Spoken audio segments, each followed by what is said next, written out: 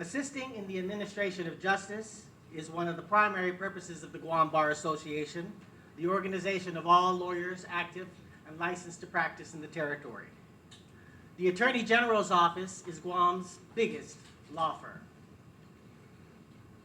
It is our duty as members of the bar and practitioners before the courts of Guam, it is our obligation as lawyers to serve in educating the public as to who the candidates are, who the members of the bar are, who wish to serve as the island's chief legal officer.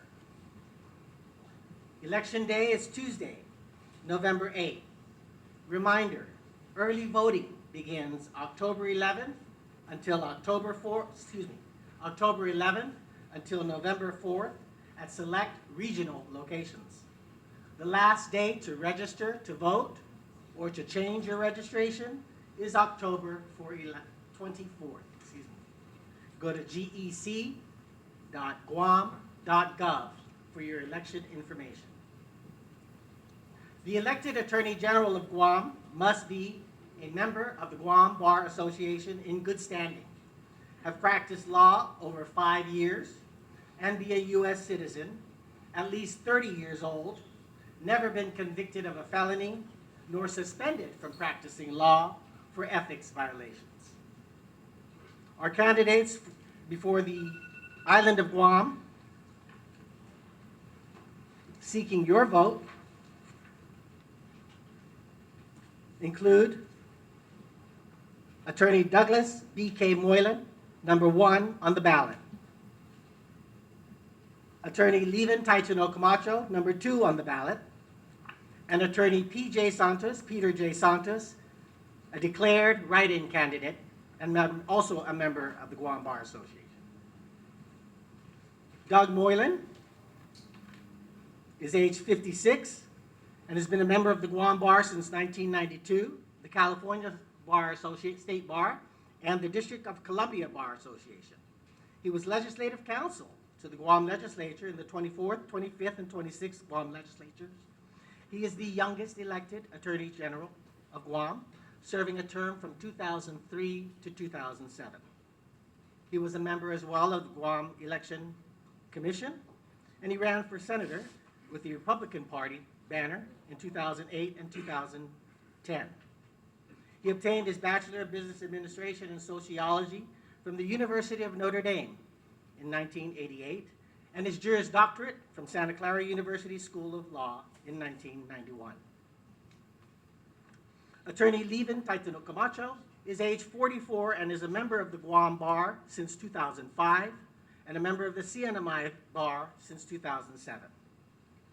He obtained his bachelor's degree from the University of Washington in 2000 and his JD from Boston University School of Law in 2005. He is the founder of We Are Guahan and was actively involved with Save Southern Guam, successfully convincing the Guam Land Use Commission to revoke construction permits for various hotel projects in Pago Bay. He has served as the Attorney General of Guam since January 2019. Prior to that, he was in private practice as a sole practitioner, and he also served as a law clerk at the Supreme Court of Guam. Attorney Peter Santos is 48 years old, and he's been a member of the Guam Bar since 2015 and the Washington State Bar since 2011. Recently, he served as a defense counsel at the Alternate Public Defender's Office, as a public prosecutor at the AG's office from 2015 to 2019. He also served as a judge advocate in the United States Army JAG Corps from 2009 to 2015. Peter obtained his Bachelor of Science from the University of Guam in 2001, summa cum laude, and his JD from the University of Washington School of Law in 2009. He is also a graduate of the 25th Guam Police Academy cycle in 1993. Our format today is each of the candidates will, in order of their ballot placement, provide an opening statement, if you will, for about 2 minutes, and then we'll proceed with rounds of questions that have been submitted by the university students and also by the members of the Guam Bar Association. At this time, I recognize Attorney Douglas B.K. Moylan. Actually, Jay, I'm sorry. was it 2 minutes or 3 minutes? I thought the notice For said. the opening? Yes. Well, I'll give you 3. Okay. Yes, 3 minutes is what we understood. Thank you. We're going to be a little flexible here. Attorney Doug. Thank you. Hafide, people of Guam, I humbly ask for your support as the Chief Legal Officer of the Government of Guam. I remain the toughest Attorney General on Guam. Now, you ask yourselves, why are you here today? Why are you listening and viewing these proceedings, these debates, these forums? It's because we as a nation have decided that the First Amendment, the ability to seek your vote and your support, is so critical to our way of democracy. I believe that I have the most to offer the people of Guam. I have the most experience of the 3 individuals on this stage today. I've worked in all 3 branches of the Government of Guam, as well as in the private sector as a private practitioner. I successfully ran the AG's office back in 2003 to 2007 with 29 lawyers, 143 staff, and a $5.3 million budget. I was the only candidate to have created the Government Corruption Division, which is still unrivaled on the 4 AGs that have since taken over in the office. We also won before the U.S. Supreme Court in a case that was very important to the taxpayers to ensure that our government doesn't enter into ruinous borrowing. I respectfully submit to you today that the greatest problem that are facing us right now is the question of whether or not you feel safe at night. I believe that Guam is going through a crime wave right now.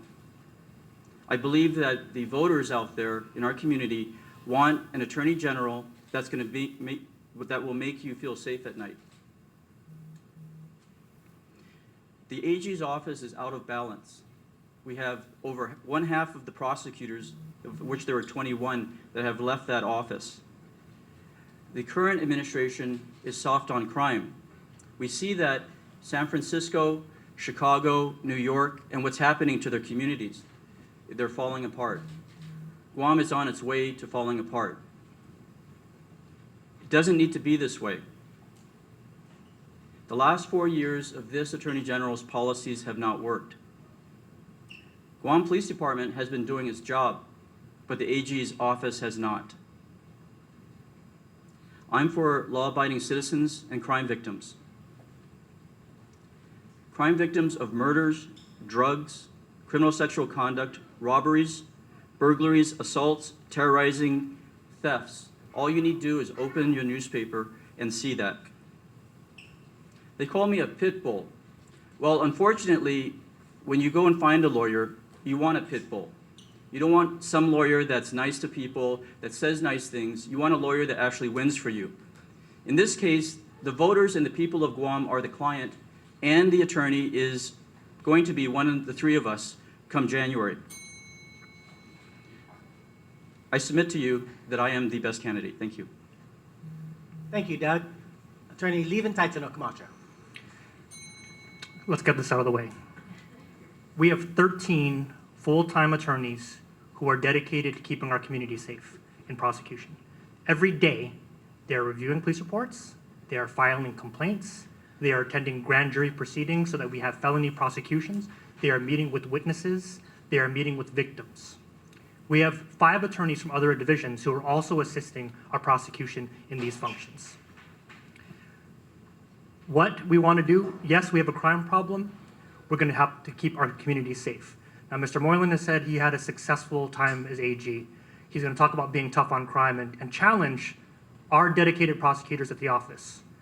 What he wants you to do is forget that while he was Attorney General, Governor Camacho had to declare a state of emergency at the AG's office. He wants you to forget that he lost half of his staff, so much so that they were dismissing cases because they didn't have sufficient resources. He wants you to forget that they got down to 8 prosecutors, and his own staff said, quote, prosecution is going under. He wants you to forget that the Office of Attorney General was evicted under his administration, and his attorneys were forced to work on picnic tables and move boxes. Mr. Santos is going to talk to you about how our prosecutors, same thing, prosecutors, how we're having to dismiss charges, how we're dismissing cases. What he doesn't want you to know is that while he was a prosecutor, he had a case dismissed with prejudice, the most severe penalty the court can impose because of his misconduct at trial, because he violated a defendant's constitutional rights. And when you listen to him on the radio, you hear him on Facebook, you would think you would act indignant to have a judge throw out your case. He laughed about it. He smiled.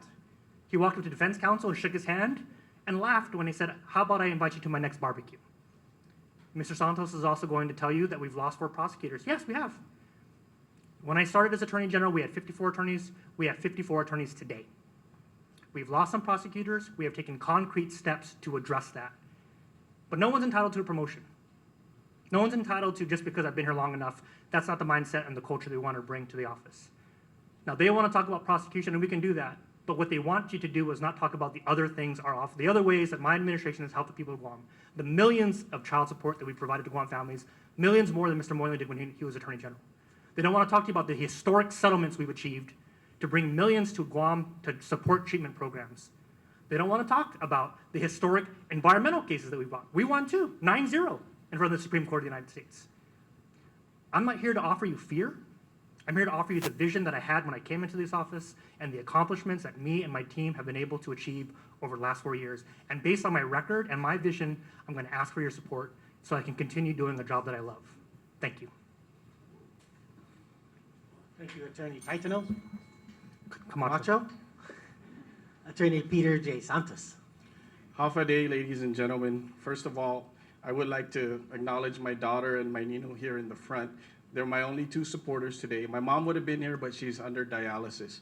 I see that the AG's office has pretty much everybody except prosecution here at the forum. So Ken Leonguro, please FOIA for the timesheets. Make sure they're all on leave, okay? First of all, you need to understand that having nice fold-outs and big billboards and big entourages does not make you a good Attorney General.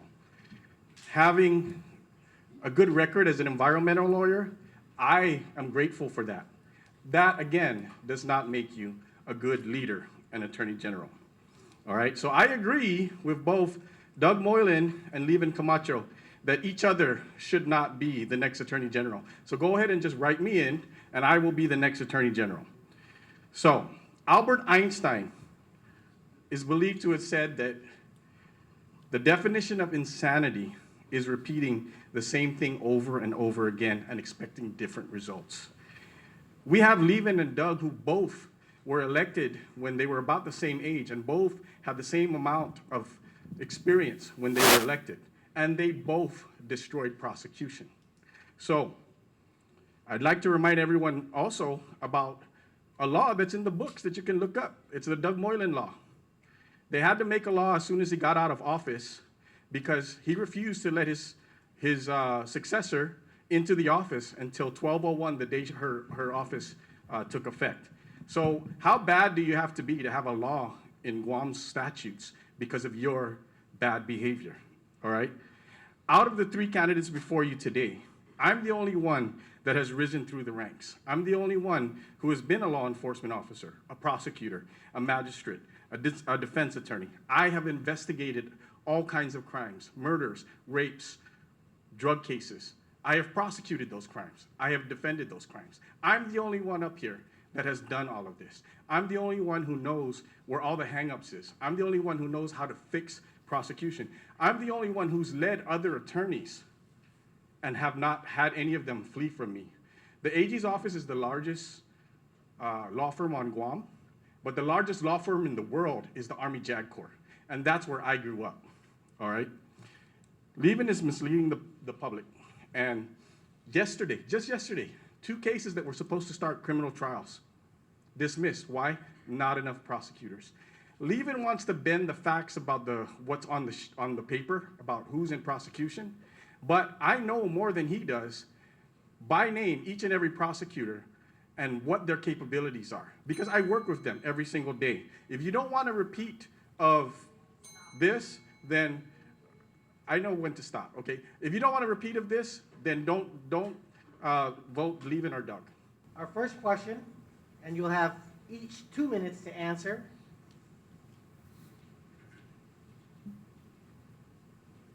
Attorney Camacho, what is the role of the Attorney General, in your opinion and in your thought process? What is the role of the Attorney General within the government of Guam? Thank you, Jim. The Attorney General, the Office of the Attorney General, we're the people's lawyer. And the way that we represent the people is through government. In some instances, that involves prosecuting criminal cases. Other times, that requires us to represent government agencies so that we can provide critical services to our people, to our community. We review hundreds of contracts every year. And how do we know about these things? Child care centers during the pandemic, benefits that go out. Those are all allowed to go forward because our office and our attorneys are assisting government agencies. We also have to build strong relationships with law enforcement. Crime is an issue. And that's why we have strengthened our relationship with Guam Customs. We've helped them beef up their canine unit. We are working with GPD to increase their presence as well. But the AG's office also has to be independent. And yes, we work with the governor, but we don't work for the governor. And there have been several instances where we have not agreed with the governor, quite honestly. Gaming machines are the most significant one, and I see our attorney who handled that case decades, we were able to prevail before the Supreme Court of Guam. Quarantine also was an issue where we didn't necessarily agree with the governor. We went to the Supreme Court, and the governor's argument prevailed. So we have to represent the people, we have to represent government, because at the end of the day, our mission is to serve the people of Guam, to provide the best services. And when you disagree, you don't take it personal. And that's the one difference that I offer from Mr. Moylan. You don't have to act out just because the governor has prevailed in a case. You don't have to waste taxpayer dollars on lawsuit after lawsuit after lawsuit because you don't agree with the governor. Our job is to serve the people of Guam. Thank you. Thank you. Attorney Moylan, what is the role of the Attorney General within our government? The Attorney General is defined under the Organic Act as the Chief Legal Officer of the Government of Guam, passed by Congressman Underwood and then made elected by the Guam Legislature. The Attorney General is the Chief Law Enforcement Officer, the top cop in most jurisdictions, Guam included. The role of the Attorney General, and I would differ with General Camacho on this issue, is not just to represent the people, it's to protect the people. When I was the Attorney General, we created the Government Corruption Division in order to protect the people against government officials. It went after the corruption, working hand in hand with Doris Flores Brooks, the public auditor, as well as other government officials to root out the white-collar type crimes. The Constitution is developed in order to protect you against the government. I see my role as the Attorney General not just to represent the government officials, but to represent the people against the government officials that aren't following the law. The primary duty of the Attorney General is to enforce all laws. If the Attorney General believes that a law is unconstitutional, you must enforce it until such time as the courts decide otherwise, and that is another role of the Attorney General, to challenge laws that might be unconstitutional or illegal, and that comes from England under the common laws. I do not believe that our current Attorney General understands exactly what he's doing in there, because during the pandemic, we saw our liberty rights being violated by this governor, in my opinion. The use of the military to stop vehicles should have been a declaration of martial law. This governor did it. Our Attorney General did nothing. I believe at the last forum, he described it as pandemic years. Problem with pandemic years are the criminals are still out there and they're still hurting us. If elected as the Attorney General, I will ensure that what we did our first 4 years, and I'm very proud of that, I have nothing to hide there. I take issue with some of the comments that are being made here. They try to highlight things that aren't exactly the facts. Thank you. Attorney Santos. Yes, thank you. I agree with most of what these two gentlemen have stated. But we got to remember that first and foremost, as the chief legal officer, the #1 job is to be the prosecutor for the people, all right? Right now, prosecution is broken. If I am elected, that's going to be my first priority. All the other services that the Attorney General is required to provide, right now, they could use improvements. And I have ideas on how to improve each and every division. But provision of services such as review of contracts and legal advice to boards and commissions, right now, I'm hearing from a lot of people in the public that it's not happening. It's not happening timely, and it's not happening at all in some cases. So the role of the Attorney General is multifaceted. He has to provide the services to the government agencies. He has to represent the interest of the people, and he has to prosecute crimes. But like I said, crime prosecution is number one. I asked victims advocates reaching out what they needed from the AG's office. They said they need competent prosecution because they've been given resources, but they're scrambling every time a case is dismissed and a criminal is let out without any conditions. And so all the resources that they give them is worthless if we can't prosecute and hold people accountable. So, number one, first and foremost, the role of the AG is to prosecute crimes. All the other roles are secondary to that. However, it is important for our people and for our community and for our economy. So, again, number one, fix prosecution and everything else follows. The Attorney General's office manages a number of attorneys in civil divisions, solicitors divisions, prosecutors divisions, and child support divisions as it currently stands. In prior administrations or other administrations, the administration of the Office of the Attorney General has seen Deputy Assistant Attorneys General, General Counsel to the Attorney General, and other titles given to lawyers to assist in the management of the administration of the Office of the Attorney General. What is your plan for the management of the Office of the Attorney General, and what structure do you intend to pursue? Attorney Santos. Yes, of course, no one person can run an organization with a little bit over 200 people, all right? So you have to surround yourself with well-experienced and trained and educated people that is going to agree with your vision on how to run the office and how to run their divisions, and also to help mentor and develop all the staff and the lawyers in your organization. That's my vision on how a healthy organization runs. Right now, we're not seeing that, okay? But getting back to the crux of the question, yes, the AG has leeway to make different positions in their Manning document, all right? They have a little bit of leeway. So let's talk about the General Counsel. The General Counsel for the Attorney General should be someone with 25 plus years experience. Yet, right now, the General Counsel is an attorney who was barred for 1 year when she was appointed General Counsel. 1 year, and receiving a salary of over $100,000 a year, all right?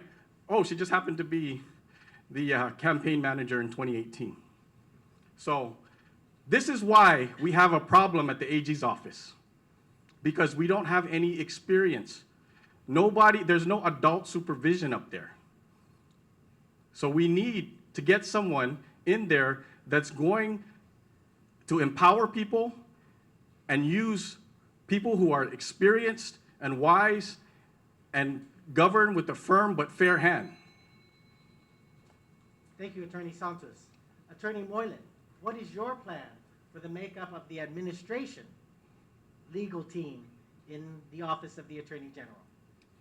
The three main responsibilities of the Attorney General are to protect the public interest, to ensure uniform legal policy throughout the government of Guam, and to reduce the taxpayers' cost for attorneys. They are not hourly paid attorneys normally. They are salaried employees of the government of Guam. When I ran that office, we never went over budget. Our budget back then was $5,368,583. The budget right now is $14,580,380. So they have increased by about $9 million on the amount of money that they've gotten their resources, but have produced much less than what our office did back then. Having bodies that fill FTEs is not the solution. We took attorneys from the prosecution to the civil to child support, and all the other ways in order to achieve those three important goals of any Attorney General's office.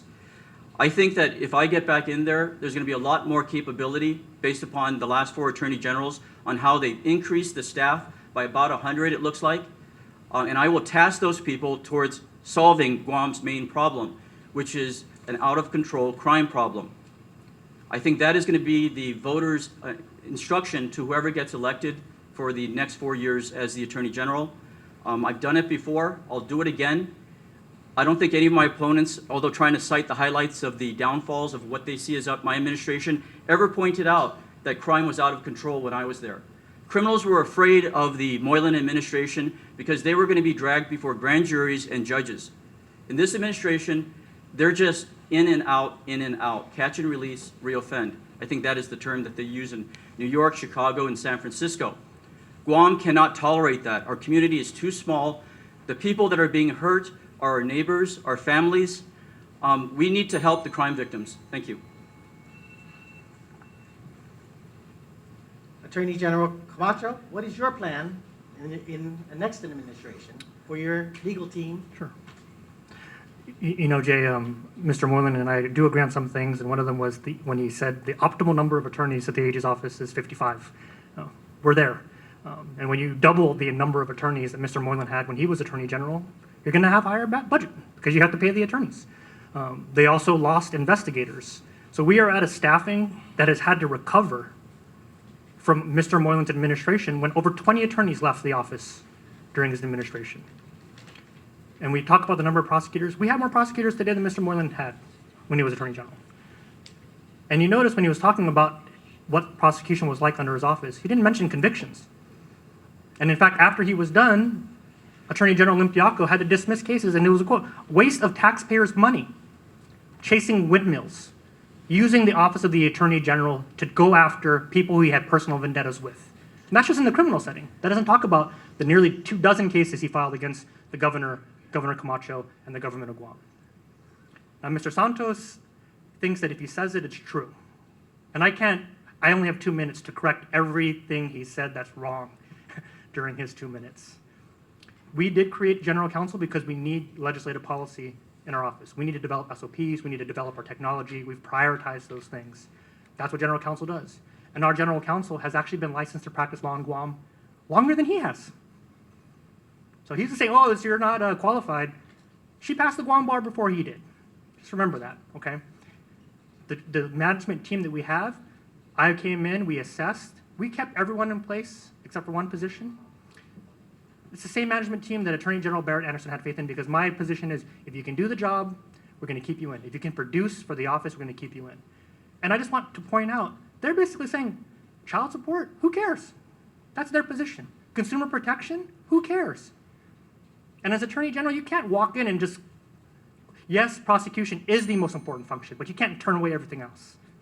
What is your plan for the recruitment of attorneys general? Do you support the new proposed rule? Why or why not? Why does that rule work or why does it not work? Let's start with Attorney Moylan. 3 minutes. 3 minutes. Thank you. The recruitment of attorneys has always been a problem in the Guam Attorney General's office, but that didn't stop us from fulfilling our mission. By the way, a lot of what the opponents are saying are incorrect as to what our office did. 30 government corruption convictions after 4 years, 4 trials we took, 3 we won on government corruption. But to digress, the recruitment of attorneys is very important. You can't just get them out of law school. We have no law school on Guam. So you find out what's available, but then you need to go off island. And I do agree that the 8-year extension, and I did review that Supreme Court rule, will help the Attorney General perform its duty, do its duty. The people that benefit from the ability to recruit, retain experienced lawyers are the people of Guam. We need attorneys on Guam to fulfill the duty of especially going after criminals. As we can see, the amount of crimes that have increased has, for the last 4 years, has been tremendous. And I also take a note with my opponent to my left making a comment. there have been 3 attorney generals, that's 12 years of attorney generals, and he's trying to compare stats, which are incorrect, from 2006 to 2022 or 2018 when he started. That's ridiculous. You had Lim Tiaco, Rapadas, and Barrett Anderson, 4-year terms, and he's focusing on me. The guy's obsessed with my administration because the people understood when I served as the Attorney General, I made sure that it went from my desk to the prosecutor's desk to implementation. We took those criminals into the courts before the juries and before the judges. It will happen again if I get back in. I will recruit off island. If we can't find them on island, I make no bones about it.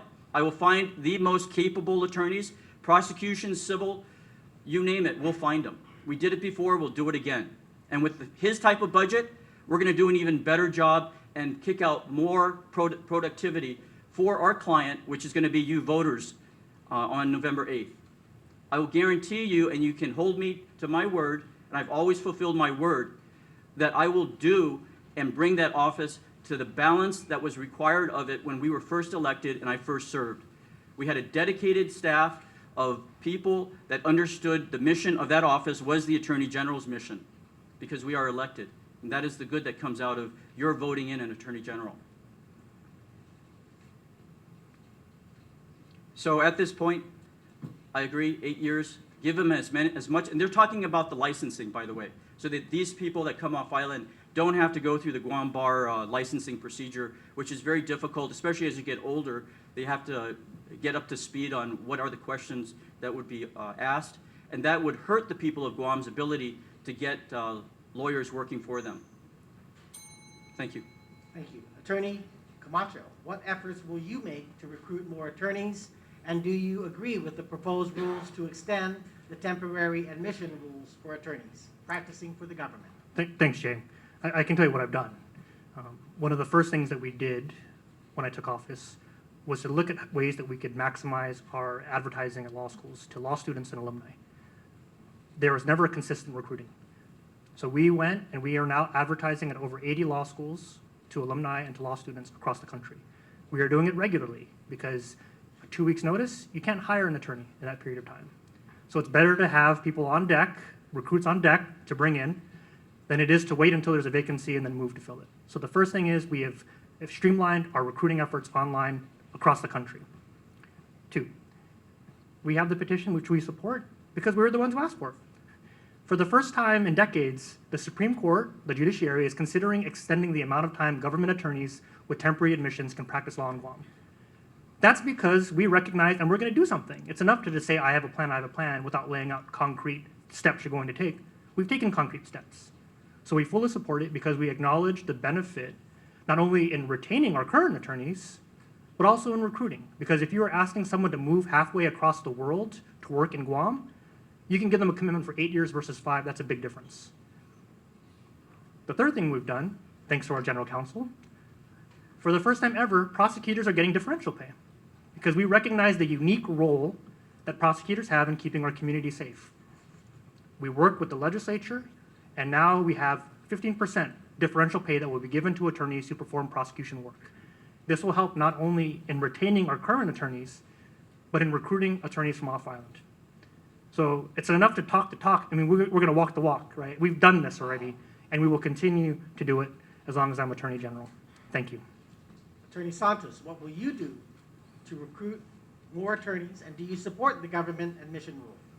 Yes, I do support extending. Actually, I submitted comments to the Guam Bar that they should just make it permanent and with a review every 5 years. Because we're really shooting ourselves in the foot when we don't allow these attorneys who are experienced in Guam specifically, to stay on, all right? And then if we force them to take the bar, they become marketable to the private sector, all right? So that's twice we're shooting ourselves in both feet, all right? So that's that. With recruitment and retention, I think the biggest issue is retention, right? It's not, the 15% is not going to keep lawyers. It's not about the prosecutors. It's not about the money. That 15% was in response to the defense bar getting differential pay, all right? So they decided, oh, well, if they can get it, we can get it. So again, they try to make it seem like it's an innovation that they thought of, but it's not, all right? It was a response to the defense bar already getting our differential pay first. Please. So anyways, I myself, on my own dime when I was a prosecutor, went out to different law schools because I was out there for military training anyways. And I recruited and I brought back 6 attorneys, but they ended up being chased off by Leevin. Again, back to what I'm saying. It's not about the money. It's about treating them with dignity and respect. It's about giving them guidance, mentorship, and professional development. That is all lacking right now. I talked to the prosecutors. They're basically left on their own. There is no guidance for them. And they are miserable. They're asking us whether we have openings in our place. You know, it's not about the money. People don't leave jobs. They leave bosses. All right? I have gotten word from several attorneys on Guam that said, if you make it as Attorney General, I will come and work as a prosecutor. And these are people that I tried to recruit as prosecutors when I was a prosecutor. All right? These are members of the private defense bar. They have come to me and said, I will come. And the prosecutors that fled Leevin, they have all said the same thing to me. I will come back. I don't care. I don't need no pay differential. I will come back. I just can't work for that man. So how do you recruit and retain? You treat people with dignity and respect. You treat them, you give them guidance, and you develop them professionally.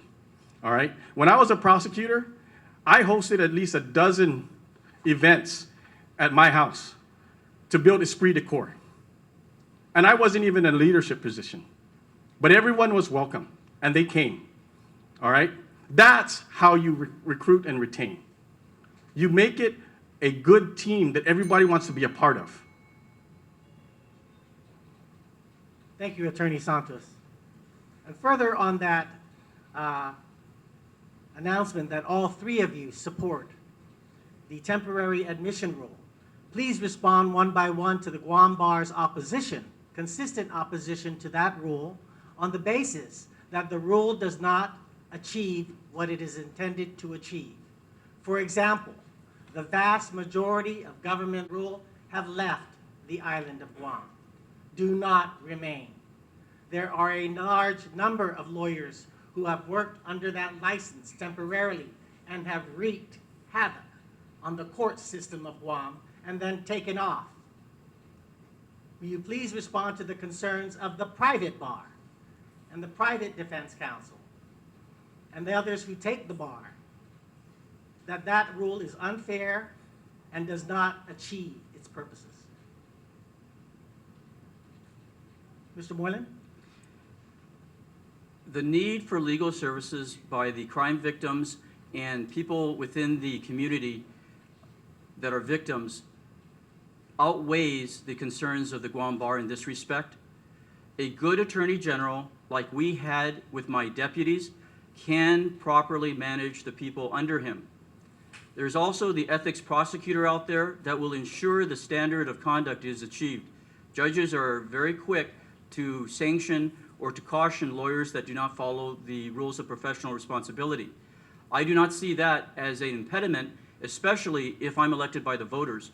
My concern is not going to be about how these lawyers coming into Guam are going to affect the balance of whether a lawyer can charge $300 or $400 or $600 to private clients.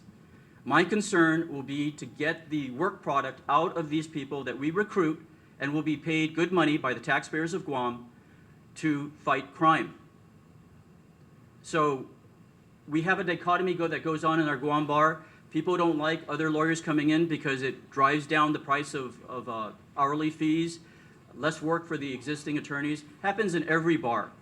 But the focus of the Attorney General is to provide the legal services to the community, and most especially to protect the people against criminals. I see that as the mandate for this election. There's also going to be civil work required and so forth. But when you don't have prosecutors, you're going to get what we're getting with our current Attorney General. Cases dismissed, cases not being properly argued, defendants that should be locked up being let go, affidavits of probable cause not having sufficient probable cause in them for the magistrate judge to hold somebody over, so that somebody gets out and goes back to that crime victim potentially, you cannot offset a licensing requirement by a manamko, by a child, a woman that is hurt because there's not enough lawyers that are protecting our community. So for me, it's just static when I hear that. Get the number of experienced lawyers that we can get into our bar and let the other people that oversee the ethical conduct, professional conduct of these lawyers do their jobs. Every lawyer is licensed. They're responsible for their own work. That's why they're licensed. That's why they have to go through all that law school and then take the bar. If they come to Guam and mess up, they're subject to our Bar Association. They're going to be sworn in by the Board of Law Examiners, and they will take the same oath that we other AGs would be taking. So I'm not too concerned about the Guam Bar's concern about potential monopoly issues. Any professional misconduct, the Attorney General would be responsible directly for that professional misconduct. Those sorts of things. But when you've got the opposite end going, where you don't have enough prosecutors, that's worse. Attorney Camacho, again, on the temporary rule, does it work or not? Yeah. This is going to be as a member of the bar, okay? I mean, as AG, we fully support it. We need to have these additional tools for us to recruit more lawyers. The community needs to know we're heading towards a reckoning. We don't have enough lawyers in Guam. And the irony is the Guam Bar will have meetings and saying we don't have enough attorneys, and then they're going to oppose a rule that would allow for us to recruit more attorneys to come back home. And I'm looking around at our office, we've seen people who have made Guam home after they've worked. And how do we know this? And I was a private practitioner for many years. I was a general practitioner, so I did family law, I did child support, did criminal work. The bar back then was much bigger than it is now. Our attorneys are aging out, or they don't want to do litigation. Not everyone can afford J. Areola to get a divorce. So what's happening is middle-class people who have valid questions or who need representation can't pony up the cash for a Jackie Terlahi or a J. Areola. And this is really going to affect us moving forward for custody cases, for divorce. The criminal defense bar for indigent defense, so alternate public defender, is there. If public defender has a conflict, you go to APD. If APD has a conflict, you go to the private bar. Before, there was a panel of 6 to 8 private attorneys who would represent cases. That's gone. Now, everyone who's a member of the bar is subject to being appointed in a criminal case. You have people who have done transactional work who are being forced to represent criminal defendants in felony cases. So this rule benefits not only us, and I will say the uniform bar examination, I believe 20 states, 20 jurisdictions have adopted the uniform bar examination where you have reciprocity. Or if you pass the bar exam, because that's what you're measuring as competency, you can go practice there. It's good enough for New York, but not good enough for Guam. So I just want to caution us. We're heading towards a path where there will be no attorneys. I see Mr. Woodley back there. He's one of the few that does divorce work. I can count them on one hand who's going to take contested matters. So I really hope the bar reconsiders just based on their admission that we don't have the same number of attorneys coming back home and practicing law in Guam. Thank you. Attorney P.J. Santos. Yes. I do believe that the Guam Bar's concern is misplaced. I agree with AG Camacho. I don't think Mr. Moylan fully understood the question.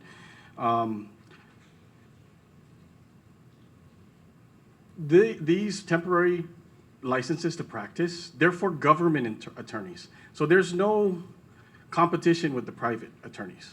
All right. As a matter of fact, as Mr. Camacho stated, the criminal panel used to exist, but now, because there was only like 2 left, they had to open up to everybody. And that's because we don't have enough attorneys in the APD and the public defender to handle all the conflicts. There's so much crime on Guam that we are getting conflicted out of like maybe half the cases that come our way. And that's a problem. And we're heading towards that path, but you gotta ask yourself who's responsible that made us head towards that path, right? Who chased away all the prosecutors? It's this man standing right here, okay? In his term, he's chased away at least 12 prosecutors. Prosecutors, again, they're not in it for the money. These are specialized attorneys. These are people who are passionate about their jobs. It takes something pretty awful to drive them away, all right? So, getting back to the crux of the question, does the temporary license work? Yes, it does. The Guam Bar Association's concern with it is misplaced and misguided. That's my response.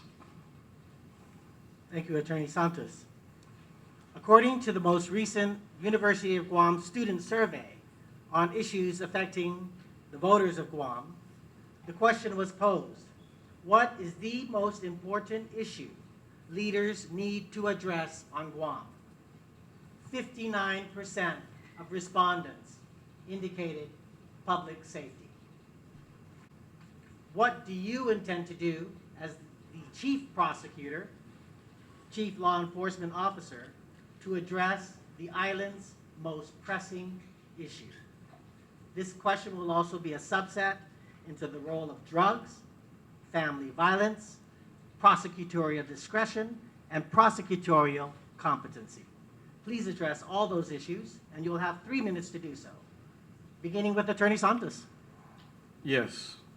Public safety is, of course, the #1 issue right now.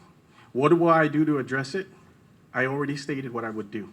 I would make prosecution whole again. It's like a team that has been losing every game. They need a new head coach and a new manager to rebuild the team and provide competent prosecution. I am the only one here, like I said, who has been a law enforcement. I have bled for this island, literally. I've been punched, kicked, slapped, thrown objects at, scratched, you name it. I've done that in the Guam Police Department. I've bled also in the military for this country. I understand and know what it takes to rebuild a fighting force. When we go to war, we prepare. These guys don't have any idea how to prepare for war, all right? And unfortunately, that's what it is. I will work with law enforcement. I've been talking with different law enforcement agencies. There are things on the horizon that are coming with federal funding, and we need to work hand in hand and in unison to better leverage all of our concerted efforts together. And that is how we're going to tackle the crime problem. But first and foremost, we got to get a team that can actually play and not forfeit the game, all right? With respect to prosecutorial discretion, that is a real loaded question. There are a lot of people asking right now, why aren't certain things being prosecuted? Why does it seem like certain people are being protected? Out of all the 3 candidates up here, I'm the only one that doesn't have any family business interests. I'm the only one who lives paycheck to paycheck just like everybody else, just like the common people, all right? I'm the only one who grew up on public assistance and all that. So I understand the common man. I have been homeless. I have lived in a car. So I understand the common man. And when it comes to prosecutorial discretion, I will not tolerate any protection of anybody. It doesn't matter who, it doesn't matter what political affiliation you are, it doesn't matter whether you're my relative. I will prosecute my own mom when she gets out of dialysis if she committed a crime, all right? Prosecutorial discretion is a moral imperative. There should be no familial considerations, and there should be no business considerations. But right now, the people of Guam, you can see it, you can smell it, you can taste it. People are being protected. Thank you, Attorney Santos. Attorney General Camacho, your take on crime. We have to be tough on crime, and we have been tough on crime. We have over a 90% conviction rate for homicides, which includes a conviction against Mr. Santos' client, who was sentenced to life for brutally murdering someone. So we're going to focus our resources on prosecuting the most violent offenders, repeat offenders, and it's happening today. Now, where I really differ from Mr. Moylan in particular, I believe in treatment. The evidence shows the treatment works. Drug addicts aren't animals. The best way to solve crime is to prevent it from happening. So how do we do that? We invest in our community, economically. We provide resources, pathways to treatment. And there was a survey done for adult drug court, and I'll just give you a statistic. Someone who participated in drug court was 5 times less likely to reoffend. Someone who graduated from ADC was over a dozen times less likely to commit another crime. So when you look at repeat offenders, if someone has a drug problem, throw them in jail and hope it goes away, that's not the answer. We also have recognized for those, thank you for your service, Mr. Santos, we want to recognize that veterans before were being put in jail for things like terrorizing, for things like drugs, because they served our country, they came back, they had PTSD. They were being put in prison for terrorizing. And the court said, this is no way to treat someone who served our country. So they developed Veterans Treatment Court. Again, fully supported, because if you're not addressing the root problems of crime, the root causes of crime, you're not going to go anywhere. All right. Now, when it comes to pay, and again, Mr. Santos, you were with the office, and it's only after your peers didn't select you for a promotion that you left. So he's going to talk about, oh, okay, it's toxicity. He was there until he accepted a promotion to go work at the alternate public defender. So you can't say pay wasn't there because it was fine up until that moment. Now, what else are we doing with crime and drugs? We are investing in interdiction. We have partnered with Customs to have more canine units. There were over 76 pounds of meth that were intercepted, seized by canines this year alone. Over 400 pounds over the last few years, because we are building our relationships with not only with Customs, with our U.S. Postal Services. We also are working with Hawaii. We had to re-engage with Hawaii high-intensity drug trafficking area because you want to prosecute the drug dealers and the drug importers, not the person who's getting picked up for residue. We have already built those relationships. We have strong ties with our federal counterparts, not only in Hawaii, but in the CNMI as well. So my approach is stop the drugs from coming in, limit that, prosecute those who are bringing in pounds, not with pipes, and invest in treatment for those who are struggling with addiction to address the root causes of crime. Thank you, Attorney General Camacho. Attorney Moylan. The role of the Attorney General is the Chief Legal Officer and the Chief Law Enforcement Officer. The four goals of prosecution are protection of the crime victim and the public, punishment of the defendant, deterrence to others who might try to commit crimes, and rehabilitation. The Attorney General's role in this criminal justice system isn't a therapist, isn't a social worker, is not to impose punishment. The Attorney General takes the defendant and introduces him to the judges and the juries, once handed off by our police department. The police department is not being appreciated by this Attorney General and the platitudes that both these candidates are making on what they would do if they got in. We actually did things in my 4 years at that office. The judicial time standards that everybody in the bar knows about arose after my administration when in 2006, I started to ask the judges, where is the speedy trial right for the people of Guam? The Supreme Court then imposed a time requirement that cases go to trial. And we all know about that because it's been the rule of many of us lawyers for many years now. If I get in, I'm going to one-up that and go to the legislature and ask for a mirror speedy trial right. The defendants have a speedy trial right. Why can't the people of Guam have one? The problem we're having is that the deterrence element is not being properly implemented. Drugs are a key part of Guam's problems. Meth addiction is killing everybody, literally.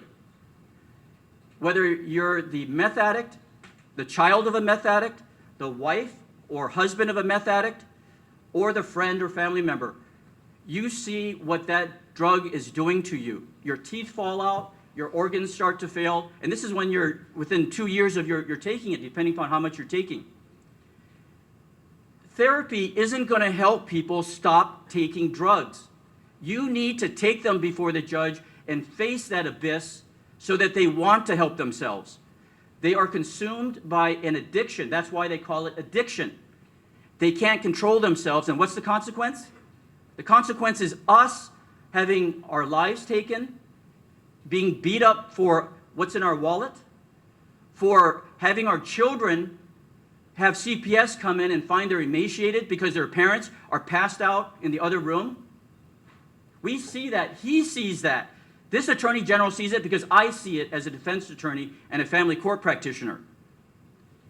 The system isn't working. His solution isn't working. The past 4 years, price of meth, PDN, $300 a gram. It is now as low as $100 a gram.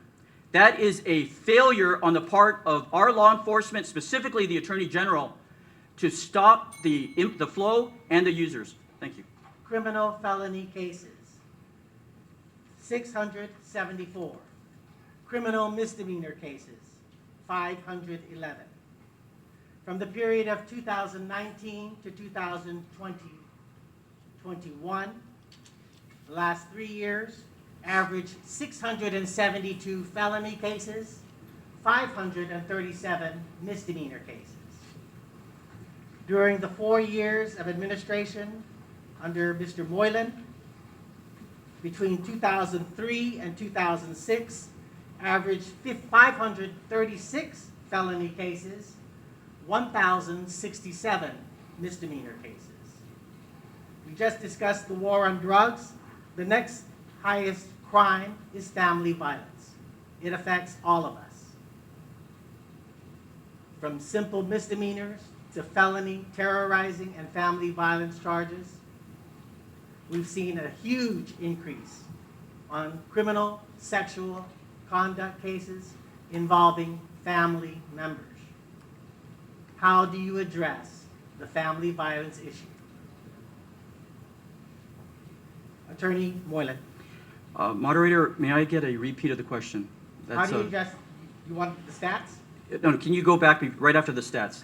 What exactly is the question? The question is, how do you address the family violence issue? Family violence is the #2 crime.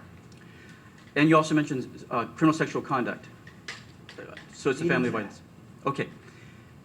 A lot of the crimes that I see as a private attorney are meth related.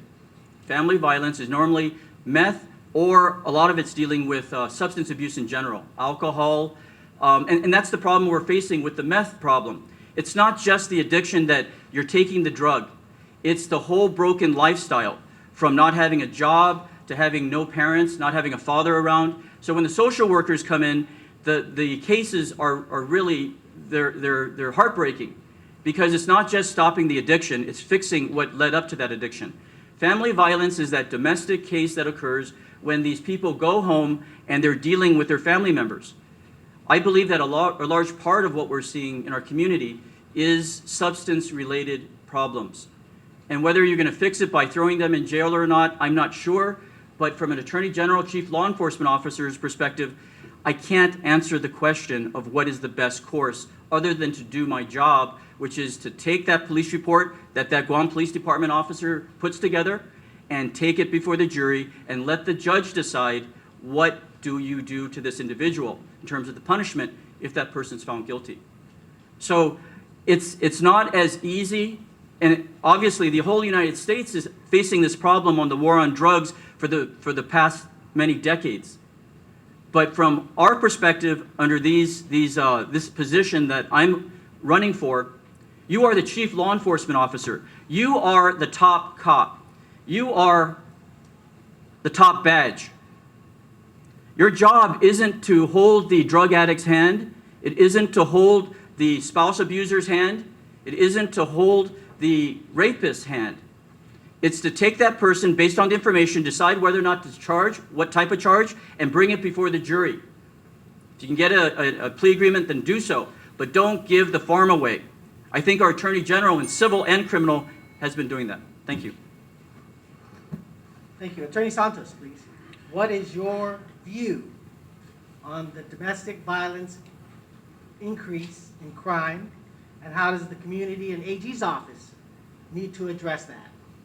Yes, thank you for that. First, we got to understand that there's maybe a little bit of confusion with the numbers that were thrown out or cited, because there's a lot of cases that are not charged. There are a lot of cases that are wrongfully charged. So you got to adjust for maybe a slight margin of error. That being said, the high number of cases, when I was a prosecutor and even now as a defense attorney, a lot of these individuals have 5, 6, 7, 8 cases against them. So it's one defendant, but they account for 8 cases. Okay, so that number again might sound a little bit skewed. But understanding that, why is it that these people have 8 cases? Well, it's because prosecution is dragging their feet. We're waiting. We're waiting for resolution. We're waiting for offers. We're waiting for plea agreements. We're waiting for trial.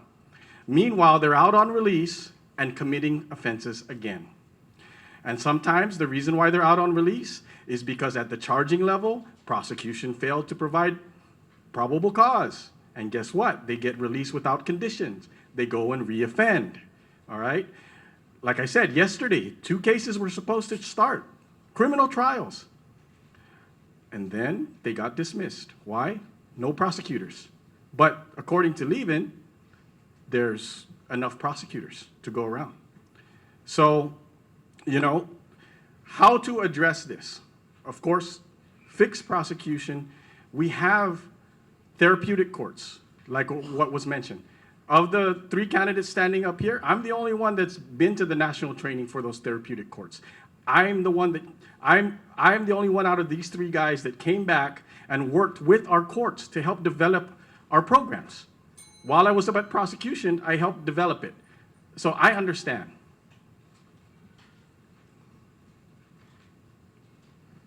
Thank you, Attorney Santos. Moving on to the civil section. Excuse me, Attorney Camacho, Thank you. family violence, please. Yeah, And how does your office address that issue? I do want to just, Peter, you don't know anything about my family or where I came from. And if you really are living paycheck to paycheck, you shouldn't have spent $20,000 running attack ads on Congressman St. Nicholas. Thank you for that. How are we going to address family violence? These cases are complex because you have someone oftentimes who's having to face the decision between being homeless and testifying against their loved one. Now, the court and the judiciary, and Mr. Moylan is tough, tough, tough, and we get here and all of a sudden it's quiet. There's a difference between being tough and being out of touch. The judiciary and the legislature have decided that in family violence, they're going to give you the opportunity to get treatment and have your case, if you complete everything, dismissed and expunged. That's the law. That's the way the court's been handling things. Because they recognize oftentimes it's not drugs. It's just 2 people in a heated situation, no record, and they don't want to have that follow them around when they're applying for jobs. So our court has adopted a deferred plea program, which existed long before Mr. Santos was here, I mean, with all due respect. What we've done in recognition of the challenges in prosecuting these cases, 1, we have worked with GPD to set up a lethality assessment program so that when officers are responding to a domestic violence, a family violence case, they ask them a series of questions. Has the perpetrator ever tried to kill you? Have they threatened to kill you? Have they threatened to kill your kids? Have they ever choked you? And if the victim answers yes, they put them in immediate contact with an advocate to provide them with a safety plan, to provide them with resources, to decide whether or not emergency housing may be necessary. Is there a family member that you can go to? Because if on the front end, we can build that trust, that relationship, we can have them work with us when it gets to prosecution. During the COVID pandemic, mandatory quarantine of travelers and residents, roadblocks, public closures, and a range of issues, procurement issues, other civil issues, civil rights issues, due process issues were encountered by the government of Guam in the governor and the administration enforcing their rights under the Organic Act of Guam. For Attorney General Moylan, can you please talk about what did your office do to respond to these issues? And how would you evaluate the services you provided? For Attorney Moylan and Attorney Santos, what is your opinion? Of course, 2020 is hindsight. And what would you have done differently? Attorney General Moylan, Camacho, excuse me. First, Yes. we don't set policy. We follow the law. In all of the cases that Mr. Ariola has mentioned, we won. We successfully defended the governor in every single challenge brought during the pandemic. Now, they have an opinion that, well, that violated my rights. Where do you go when there's a conflict? You go to court. And they did. I see Mr. Leon Guerrero here. He's taken the governor to court on things. I believe the roadblock was the case that you brought before Judge Gatewood. And the judge decided the governor had the authority under the Organic Act and the Constitution to do what she was doing. We won that case. Actually, the governor revoked her. Well, we went in on a preliminary injunction that you had asked for, and the judge denied the request. After that, you dismissed the case. There have been other challenges to the closure, the limitation on restaurants, also challenged. Also, we successfully defended. So my job is not to decide, I'm not the governor. And Mr. Moylan might think he has the power of the governor. I don't. The governor makes a decision. Our question is it constitutional? Is it legal? We have public health, who's making decisions that they believe is in the interest of the government to protect our community. It's not my job to say, that's not a good idea, director. It's our job, if they're sued, to defend that agency. Our personal opinions should not interfere with our job, which is to uphold the rule of law. Again, every case, including the cases that were filed by Mr. Lahi and the quarantine cases, ultimately were ruled in the governor's favor. And I will just point out, in the quarantine cases, we didn't agree with the governor. We thought there was some control in terms of the process that had to follow. We didn't believe that the law was organic. And the Supreme Court disagreed with us. They struck down the statute. So I'm not going to apologize because our litigation division is doing their job and winning. Thank you. Thank you, Attorney General Camacho. Attorney Santos. 2020 is hindsight. It's easy to be critical several months later. What is your opinion of what the AG's office did in terms of the civil side of the COVID pandemic? And more importantly, what would you have done differently? I actually agree with what Mr. Camacho has stated. Now, the thing is, the legislature has the power to repeal the emergency status. When an emergency is declared under the statutes and also the Organic Act, it gives the governor certain powers. Now, those laws were made over 20 years ago, and it didn't foresee what was happening today, but those were the framework that they had to work with. And yes, when there needed to be court cases, the AG's office intervened, and I think correctly so. I will give him that, But it is really up to the two branches of government, the legislature and the governor, to battle that out. And that's where that was the forum, or that is the forum that should have been pursued. The legislature has that power and authority. They just don't have, I guess, the will to exercise that. Attorney Moylan. This is the perfect question that is the litmus test why these two candidates to my left are different than me. They do not see the Attorney General's office as a check and balance in the system. General Camacho said that the role that he saw was to protect the government officials. The candidate to his left indicated that I agree. I disagree. The Attorney General's client are the people of Guam. It was your liberty rights that were at stake. The Constitution was not developed to protect the government officials. The Constitution, the Organic Act, was developed to protect your rights as your liberty rights, your ability to move freely in this community. It wasn't so that Mr. Leon Guerrero's cases could be defeated because of some tactical maneuver. It was to protect you so that you weren't being stopped by armored vehicles with M16s and your grandmothers in Manamco being told to turn off their vehicle or they were going to get shot at. The check and balance in the system is the Attorney General. The public auditor is another check and balance in the system. That public auditor has issued red flags on procurement in the past few years with the governor. This Attorney General is saying, well, I don't see anything wrong, let's just take it to court. That's not your job. Your job is to take it into court, attributing responsibility, not just to get the court to rubber stamp it. If I get elected, you're going to see the same thing we did before. Go after the government officials. Thank you. Thank you, Attorney Moylan. 1 minute question, please. Attorney Camacho, child support.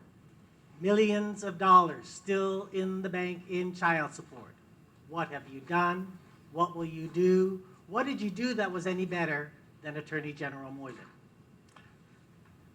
We actually distributed checks that were issued during Attorney Moylan's tenure.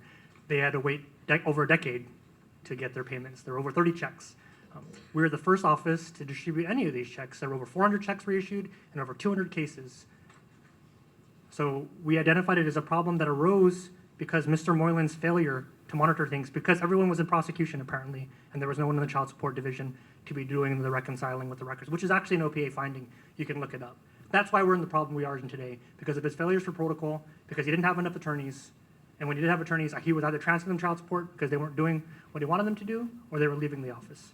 But Jay, we have made progress, more progress than Mr. Moylan did, and more progress than our predecessors. Thank you. Attorney Santos, child support, what would you do? Today's technology is different. So what Mr. Camacho just stated against Mr. Moylan, you got to take that with a grain of salt. Mr. Moylan didn't have the same technology that we have today. You know, not to defend Mr. Moylan, but we got to be real, right? That was 16 years ago versus today, or 20 years ago, whatever it is. So it's a lot easier to track people down. What I would do is get dedicated people to go and leverage technology to go after these, to go find these people that need their money. I have spoken to people who have worked in child support, and they say that there's much more that could be done. And I will take their advice into consideration, and I will leverage that, and would try to get as many as possible with all the technology that's available today. Thank you. Former Attorney General Moylan. In 2018, this was made a hot topic issue to the public, that I had somehow kept all these custodial parents' monies in the accounts of the Attorney General's office because that we had not distributed it. The candidate to my left made a big comment that he was going to solve all the problems and get all that money distributed. A recent Sunshine Act request to his office has shown that when he started office, $5,125,738 was in those accounts. As of this year, it's increased by 8%. The amount in that account is now $6,454,539.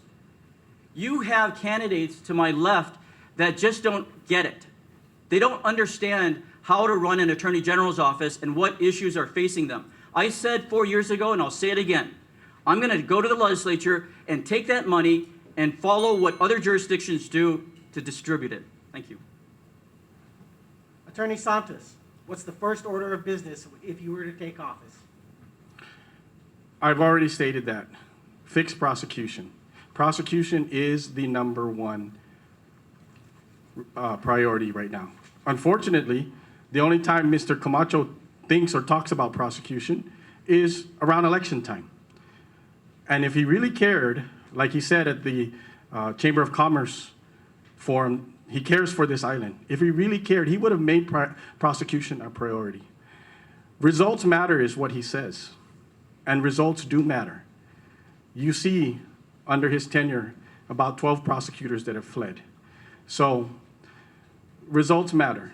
And that is my #1 priority, fix prosecution, because it has ripple effects all over the system. Thank you.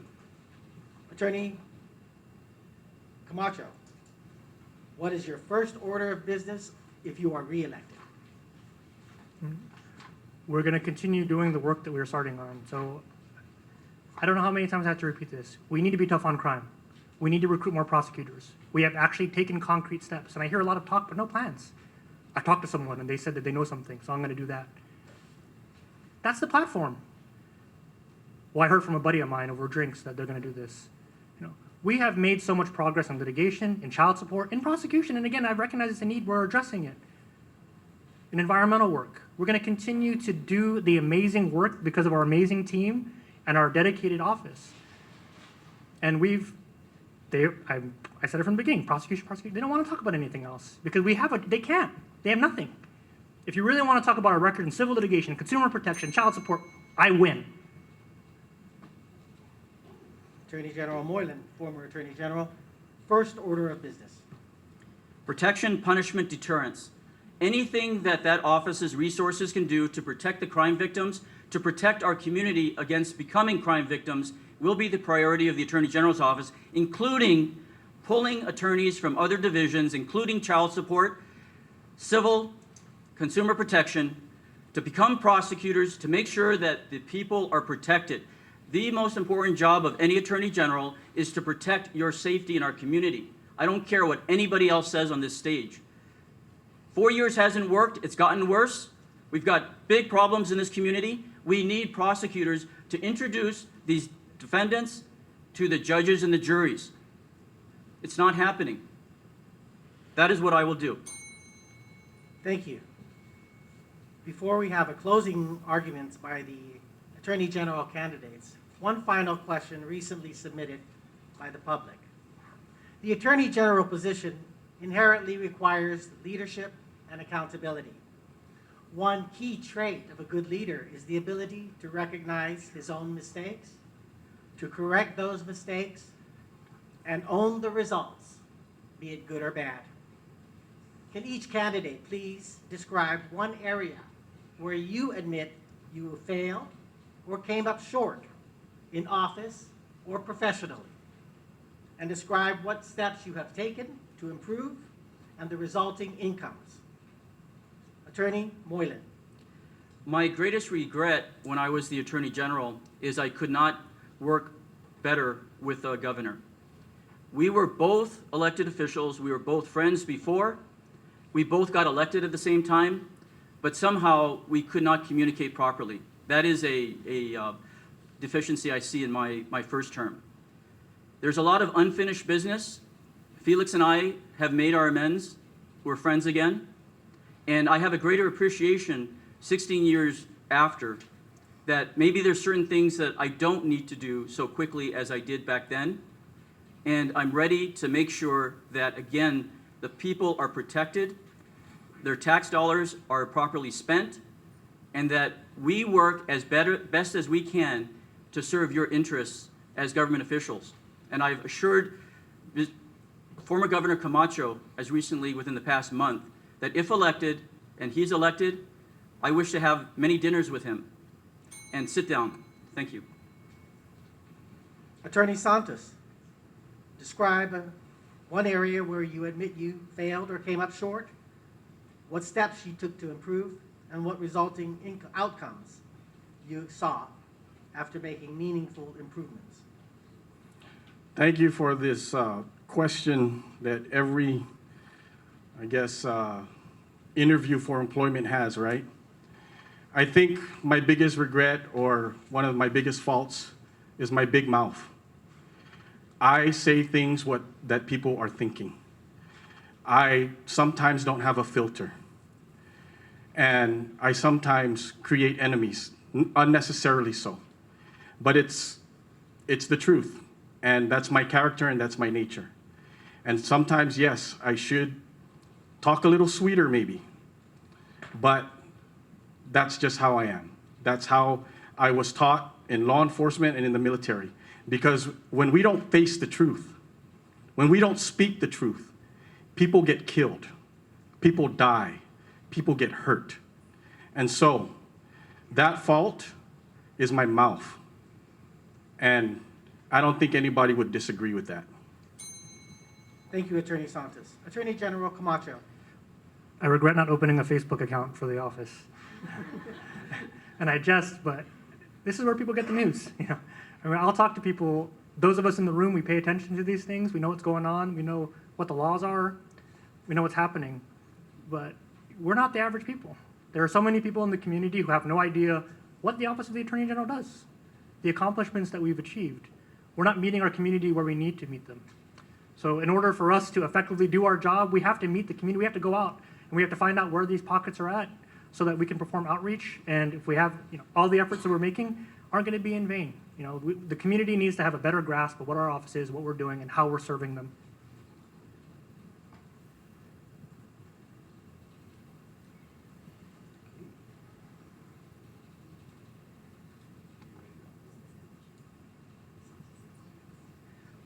have our closing arguments by each of the candidates, followed by the wrap-up and closing remarks by our president, Jackie Talahi, going in reverse order with the write-in candidate pursuing a candidacy on November 4th.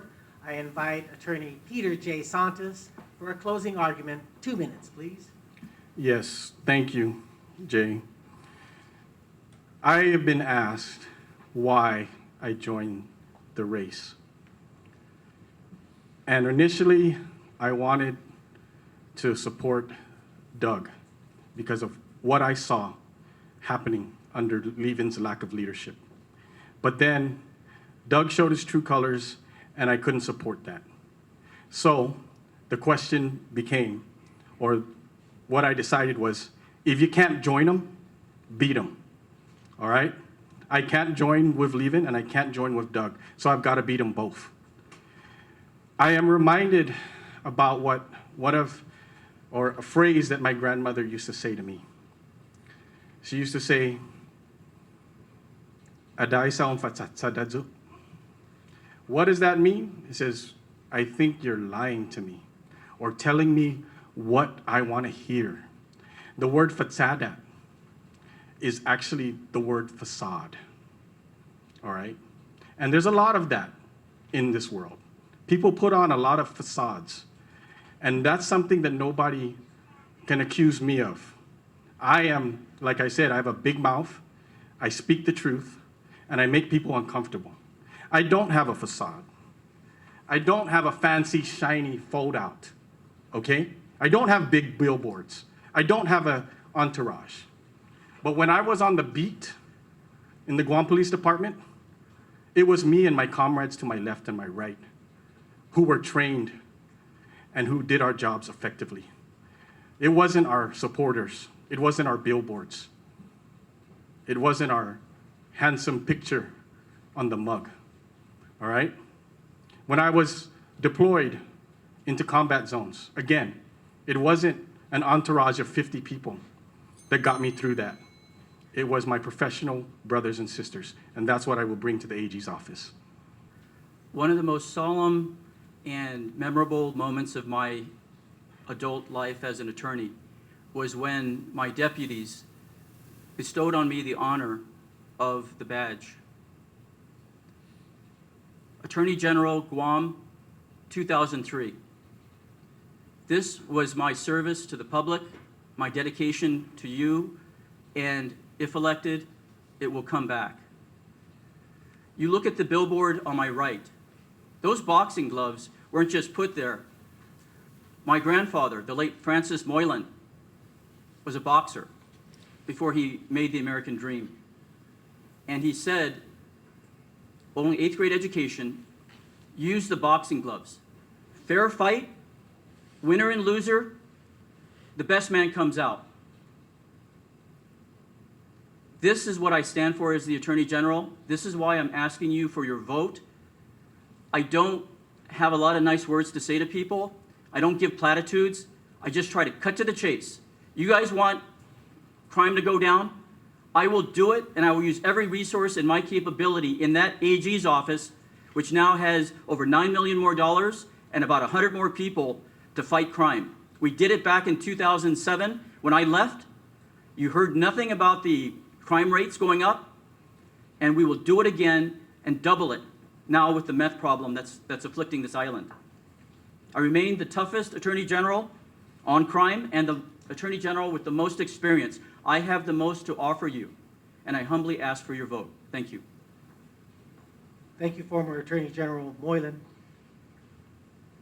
Attorney General Leevin Camacho. Can I just clarify, how much time are we given for this? 2. Okay. Attorney General Leevin Camacho, closing argument. The best part of this campaign, this election, is the opportunity I have to interact with voters. And when I'm out there talking to people, they're tired of the negativity. They're tired of the whining. They're tired of the complaining. They want to know what a candidate has to offer. Yes, Guam has problems. We have a crime problem. We have a drug problem.